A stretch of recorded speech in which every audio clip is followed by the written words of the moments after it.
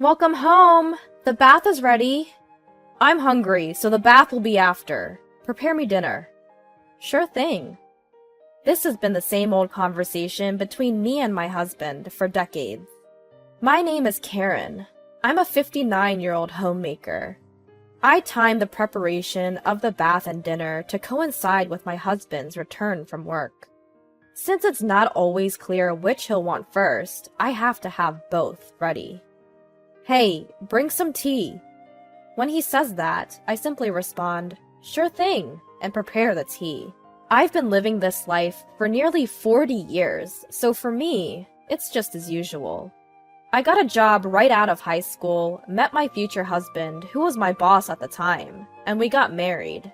Being the youngest of 4 siblings with 3 older brothers and with my parents getting on in years, I wanted to get married early to give them some peace of mind. Plus, I was working in an office, but frankly, it wasn't a good fit. As someone with no higher education, I was worried if I could get another job. So, getting married and retiring seemed like the best option for me. When my marriage was settled, my parents were overjoyed and shed tears of happiness. Not long after my daughter was born, they moved into a nursing home, leaving me the family home. I thought my prideful husband would oppose moving into my childhood home, but he figured it was better than renting, so we renovated it and moved in. He hardly did any housework or childcare, but the fact that we raised our daughter comfortably until adulthood is thanks to him. So I thought it was only natural to devote myself to my husband, until I saw that thing. With our daughter married and moved out, it's just the 2 of us in this house now. Our daughter, who lives nearby, checks in on us often, probably out of concern. She says she plans to continue working until she has kids. In our time, it was common for women to quit their jobs when they got married, but it seems times have changed.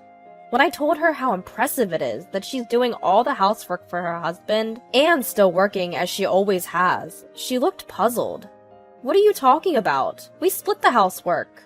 Her husband, having lived alone before, can clean, do laundry, and cook. I knew he was capable when it came to work, but didn't expect him to be skilled at housework too. It's quite different from Dad. She laughed as she said that. It seems that her husband, as well as her father-in-law, are good at doing housework. Indeed, a far cry from our household. It was a shock to me, who had always thought it was natural for my husband to not do housework. By the way, Mom, I have a favor to ask. Turns out, she knows someone who runs a housekeeping service and is looking for more staff to expand the business. Mom, why don't you give it a shot? When she asked that, I was taken aback. I hardly have any work experience. I've never worked a day since I got married. Considering my age, I didn't think about working now, but when I heard that many people like me were working, I became a bit interested. Alright, I'll go and listen to the details next time. My daughter said that before she left. That night, when my husband came home, I told him about my daughter's visit and the home help service job. He looked at me incredulously and said, "You can't possibly go to work." After a pause, he added, "Karen, I have a business trip the day after tomorrow, so prepare my stuff." Another business trip? You've been having quite a few recently. Can't be helped, it's part of the job. In the past few years, my husband's business trips have become more frequent. He used to never go on them, but now it seems like he's gone at least once a month. And of course, I'm the one who prepares for his trips. I was also preparing for this trip, but due to the bad weather lately, the laundry didn't dry properly. I had forgotten to add one of his spare dress shirts. This had never happened before, and I thought it might be because I was getting old. But I couldn't embarrass my husband, and I thought I might still have time. So, I called my husband, who had already left home. I called his cell phone several times and even sent an email, but there was no response. Then, I realized that he had left his cell phone at home in the bedroom. My husband, who is not very interested in cell phones, occasionally forgets it when he goes to work. He doesn't seem to have much trouble because he doesn't go out much at work, but I suppose it's a different story when he's on a business trip. In a panic, I called his office. The person who answered was one of his subordinates. When I told him that my husband had forgotten something for his business trip and I needed to contact him, he said, "Business trip? Please wait a moment," which made me wonder. Even though he's a direct subordinate, he doesn't know about his boss's business trip? As I was thinking this, I was told, "I'm sorry, he seems to have gone straight to his business trip destination without stopping by the office." I asked about my husband's business trip destination and his companion, but they said they couldn't disclose that information. I was told something about the company's confidentiality obligation, and I agreed to have them tell my husband about the forgotten item instead. After a while, I heard a car stopping outside, and the doorbell rang. It seemed that my husband had come back home because he had received a call from the office. I apologized to my husband and handed him his dress shirt and cell phone. When I saw my husband off outside, I saw a woman sitting in the driver's seat. I nodded slightly to her, but she ignored me. I watched my husband get into the car with a somewhat unpleasant feeling. My husband returned home 2 days later in the evening. As soon as he came back, he said, "Bath." But I hadn't started heating it yet. There was no notice of his return, so I had no idea when he would be back. Besides, it was earlier than his usual return time. Then my husband became grumpy and said, "Then let's eat first." So I quickly made dinner and served it. As I set the meal before my husband, I asked him, "How was your trip?" However, he barely responded. "You wouldn't understand even if I told you. You've never worked." Words that belittled me seemed to come naturally from his lips. I let out a sigh. Claiming fatigue, my husband finished his meal and went straight to the bath and then the bedroom. Remembering my daughter's conversation, I called her and said, "I want to hear more about the housekeeping service job." For the 40 years since I got married, all I did was household chores and child rearing, so even if I thought about working, I believed I wouldn't be able to do anything. But with a housekeeping job, I might be able to put the 40 years that seemed wasted to good use. With my daughter out of the house and my time alone at home increasing, I also wanted to have a bit more interaction with people. So I decided to give the housekeeping job a shot. My husband was against it, but I obtained his approval by ensuring that I wouldn't be out of the house when he's home, and that I would continue to keep the house clean as usual. Once I started working, it felt refreshing to be able to earn money and receive appreciation for doing housework. My daughter used to thank me occasionally, but ever since it became just the two of us, my husband has never said a word of thanks. When he comes home, all he asks for is bath or dinner. And when he's relaxing, just tea. For the first time, I started to resent him. In the past, we used to have more conversations, but at some point, I realized deep down that I was being treated like a housemaid. Once I got used to the job, I was assigned a new client. A woman living alone, she seemed to be slightly younger than me. When I visited the woman's apartment, I felt I had seen her somewhere, but I couldn't remember. The woman left the house after giving me instructions, saying she had work to do. Her room was in chaos due to her busy schedule, so I started by tidying up. As I was cleaning, a photo caught my eye. I couldn't believe what I was seeing. The woman who had hired me was in the photo with my husband. That's when I realized that this woman was the driver when my husband had stopped by the house because he forgot something on his business trip. I couldn't take this photo home, so for now I decided to keep it to myself. With mixed feelings, I finished my job for the day. That night, as soon as my husband came home, he said, "I have a trip tomorrow, so hurry up and prepare for it." "Another trip?" I asked, to which my husband, who seemed grumpy, said, "I can't help it, it's my job. Unlike you, who just get paid for housework, I have a tough job." Is he so determined to look down on me? My resentment towards my husband grew. On the day my husband left for his trip, I steeled myself and entered his room. I had never imagined the day would come when I would suspect my husband of infidelity. And I guess my husband thought the same, because I found evidence of his infidelity quite easily. He had the same photo that I had seen in that woman's house. Inside his drawer, there were numerous photos, and I discovered letters from his mistress. Letters that read things like, "My wife is just a housekeeper. I'm so happy when you tell me you love me." Her name was on them. It confirmed his infidelity. I hastily consulted my daughter. Luckily, it was her day off, and she said she would come immediately. When I told her everything, my daughter was even angrier than me. "What do you want to do, Mom?" she asked. For the first time, I realized I had a choice. So, I told my daughter that I wanted to get a divorce. Even though all I know is housekeeping, the fact that my husband called me a mere housekeeper ignited my anger more than it brought me sadness. I was betrayed by the husband I had devoted myself to. With that in mind, I wanted to be away from him as quickly as possible. My daughter offered that if I felt that way, I could move out and live with her. But I felt guilty about involving her husband, and above all, I own this house. I didn't want to leave my husband in this house. But I thought moving out might speed up the divorce, so I started to prepare to move and rent an apartment. My daughter found a lawyer, and I seriously started to take steps toward the divorce. A week later, I consulted with the lawyer, gathered the evidence, and wrote the divorce papers.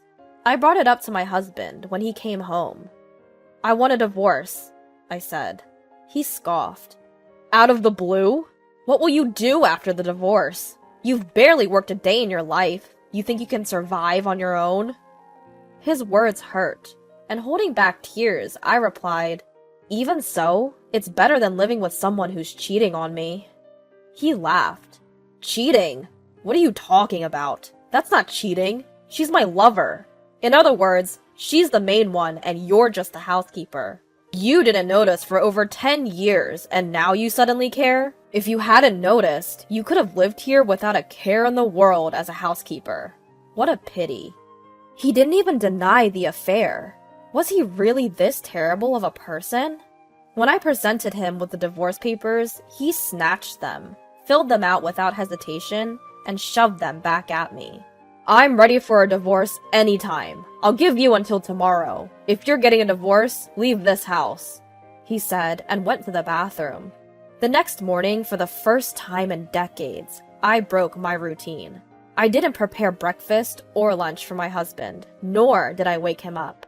I left the house early in the morning. He usually wakes up at 7. I left before that and went to a local diner.